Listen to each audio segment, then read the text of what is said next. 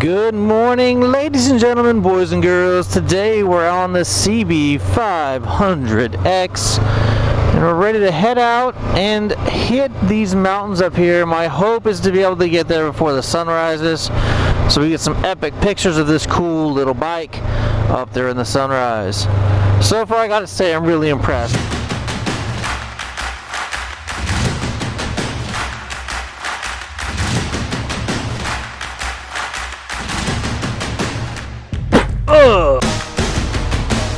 One of the first things I have to say is this bike is really peppy.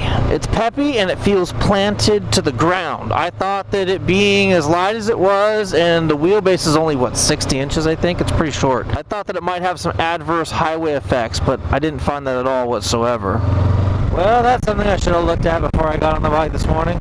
In all the previous runs I've done this bike, I've been wearing like a pair of riding hiking boots, and this morning, because I'm heading up into the mountains, I thought I'd put my motocross boots on because that's typically what I adventure in. Unfortunately, the toe of this motocross boot doesn't really fit here. I like to have an extended lever that goes forward, and obviously for it to be positioned up just a little bit more, but it's a fine adjustment. I'll have to take a look at that later on when I get home tonight. Now, I will have to say that since I launched that first introduction video of me picking this bike up at Honda, I do have to say I've had lots of inquiries come in about this thing, about the transition from the Africa Twin down to this 500cc motorcycle. Dude, when this bike was announced, I was super stoked on it. Anyway, I was hoping that this bike would come equipped as robust as a lot of the other Honda motorcycles that I've ridden. I mean, if this thing's built with the robustness that the Africa Twin has, this thing's gonna be dialed. Now, is the suspension up to off-road challenges, or is it just a street bike that has received a set of knobby tires? That's what I'm gonna go out and test today as I head for the sunrise. Looks like it's creeping up on me. I've got about 35 minutes until the sun actually peaks. Hopefully I can get myself in a good position to get some good shots. As I was saying, probably the biggest question that people have is this a street bike that has dirt bike tires fitted on it, or is it actually a true adventure machine? And that's what I'm going to do this morning. So now, I'm going to jump down here on the highway and head up into those mountains, so I'll see you guys in a bit. I gotta say, being able to cruise down the highway at 80 miles an hour without any hesitation at all whatsoever is a pretty neat feature of this bike. Anything below, say, 85, 87, this thing is smooth as glass. Alright, so right now this road has a little bit of an uphill grade. I am completely pinned open, tapped out, and I'm jumping between 88, 89 miles an hour, 90. That mountain range over there is where we're going to be going to the top of here in just about an hour, hour and a half or so. We've got to come to the east over here to get the sunrise, and then we're going to pop over basically onto the top of that mountain over there, and then work our way back down. There's not much challenging dirt over there, the fire roads, and then we're going to take you down into the valley and get some baby head river rocks, which should be challenging. So right now we're headed to the right to see the sunrise, and then over there to the Lino Creek area. Alright, so let's go to the dirt road. We're going to head up, over, and to the top of the mountain range here. And this is Cleghorn Road. This goes up over to Silverwood Lake.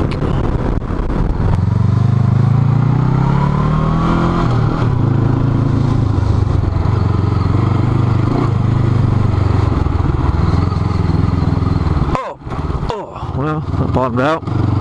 This headlight's aimed a little bit high to be able to see these big rocks.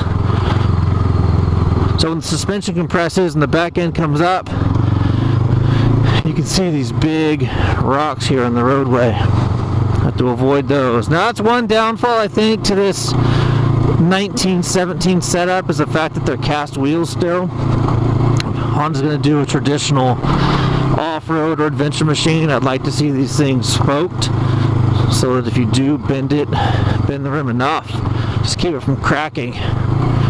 Allow it to bend and still hold air. That'd be great. Oh, oh, that was a big bottom out. So I was on this road last weekend with the, oh, that was a big bottom out too, with the Africa Twin. It's a standard model, stock suspension. And I gotta say that the ride was extremely more plush than this.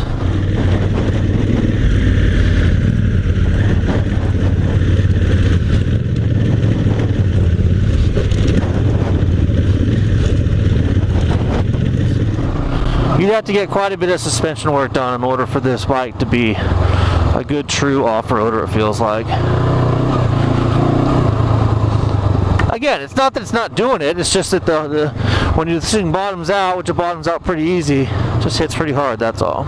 Today I want to talk to you a little bit about the differences between the 2018 Honda CB500X and the 2019 Honda CB500X. See, the 2019 model is just a little bit more dirt-oriented than the 2018. Honda's been paying close attention over the last several years, been watching what people have been doing with the CB500X. There's a company called Rally Raid that's gone ahead and done a complete rally setup for this bike. They've got 3 different stages where you can take it from a gravel road machine to a full-on Dakar machine. It's a really neat setup.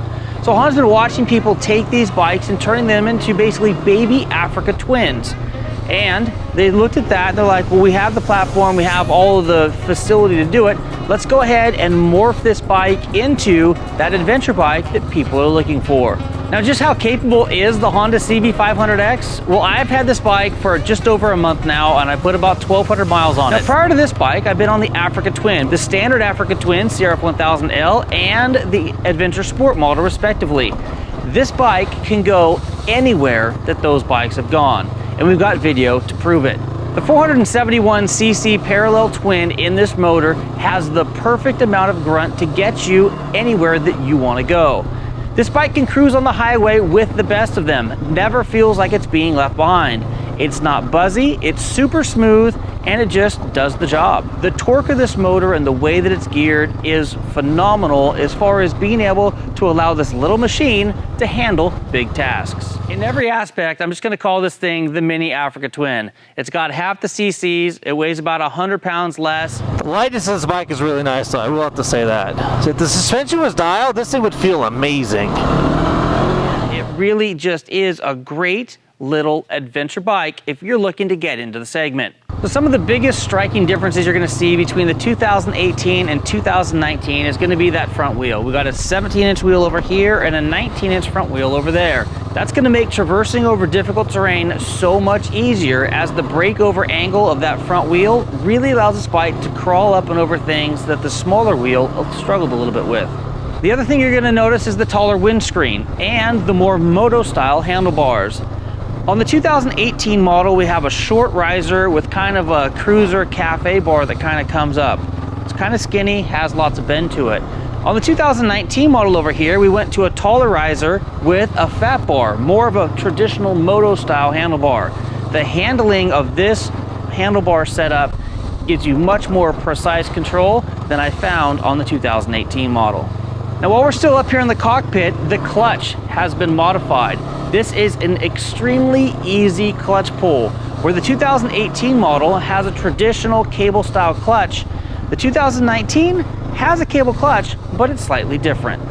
The 2019 has a new slipper assist clutch, which lightens up the clutch lever effort by 45%, but it automatically locks up tight as soon as you release it. Another thing you're going to notice between the 2018 and 19 is going to be the LED lighting. For 2019, we now get all LED lighting. The headlight, the tail light, the turn signals, all of it. While speaking of fuel, this tank holds 4.6 gallons. What I found is the Honda CB500X is just the right size for real-world adventure. It's got power, it's lightweight, it's flickable, it's nimble, it's got a 19-inch front wheel that'll take you just about anywhere, and the motor is just really forgiving. When it comes to the appearance of the bike, the new 2019 model truly looks like a mini Africa Twin. While out there on the road on this bike, I've been approached several times and asked if it was an Africa Twin. But no, it's not. It's a CB500X. It's a lightweight, nimble machine that can take you anywhere. All right, the natural light is now putting out more light than my headlight, which is great. Visibility is always the key. Ooh, nice big rocks.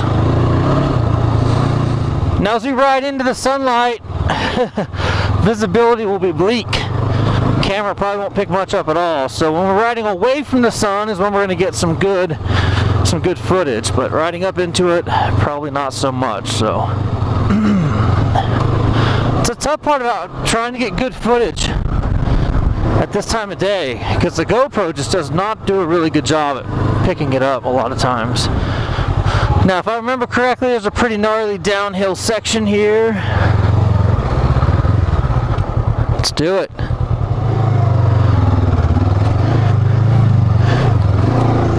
Yeah!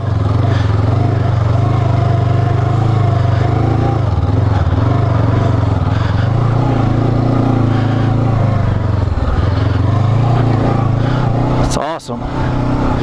So this bike is low enough and light enough that getting through that stuff that could be a challenge on the AT just is not for the CB500X. Now that's what I was saying earlier, that if this had the same suspension as the Africa Twin, dude, this thing would be dialed.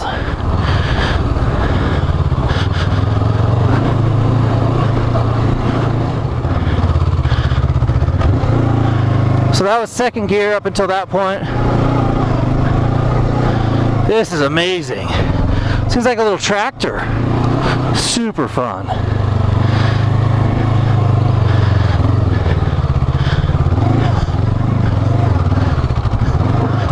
Dude, hasn't even cut out, no dying, no nothing. She's just ripping.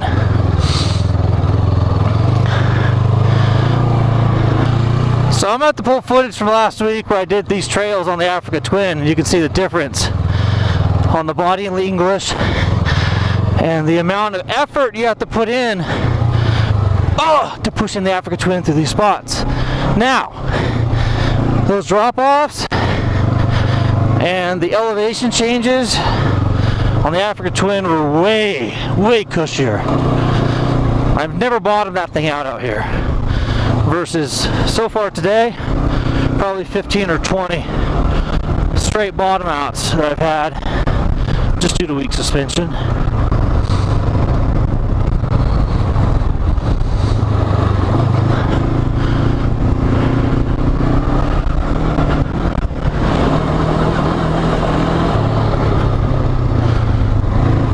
There we go, ready? Quail? Wow. Whoa! Bright lights! Bright lights! Can't see where I'm going. Alright, I need one of these. It's time to trade the old 390 Duke that I was making into a scrambler in for one of these bikes right here.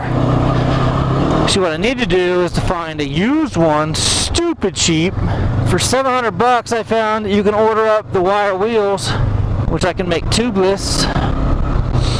Bottom out. Bottom out. Well, these fork seals don't blow while I'm out here. That suck. Alright. So, oh, can't see a thing.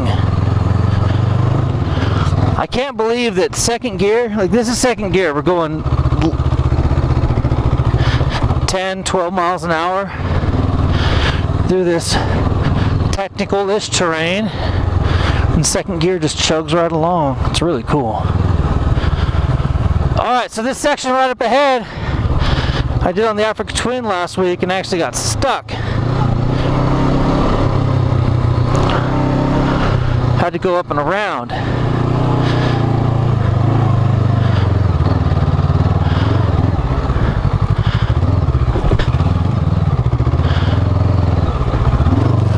Yeah, buddy.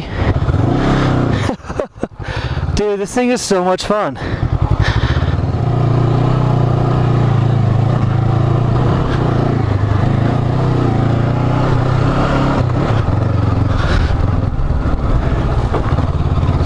First gear is actually a little bit too low. That hill would have been a great second gear hill.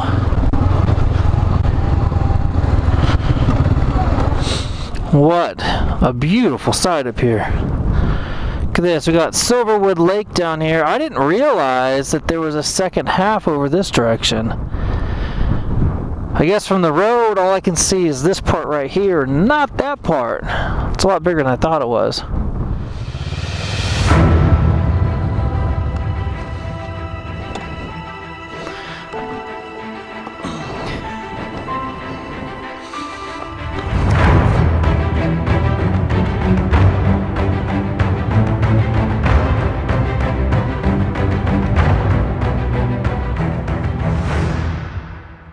Now, if you've been on the fence, you don't know what adventure bike you want, you think all these big monstrosities that are out there, the R1200 GS, the KTM 1090, 1190, the Africa Twin are too big for you and you want something smaller to start on, I highly recommend this little machine behind me. I just got done spending 3 hours up here in the mountains on this Honda CB500X, and I've got to say, this machine is amazing.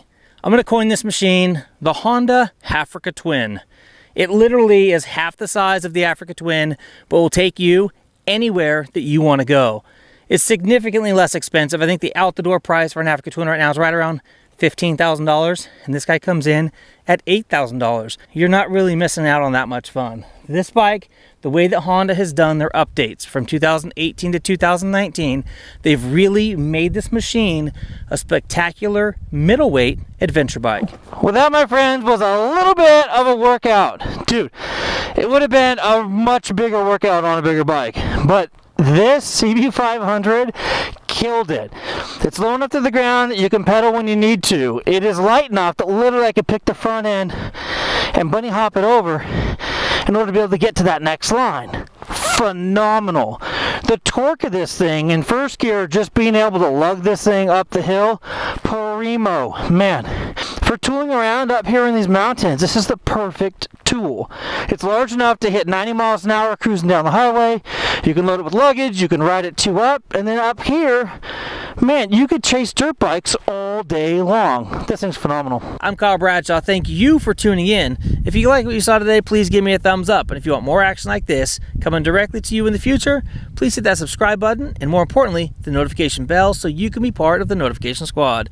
Until next time, as always, take care and ride safe out there.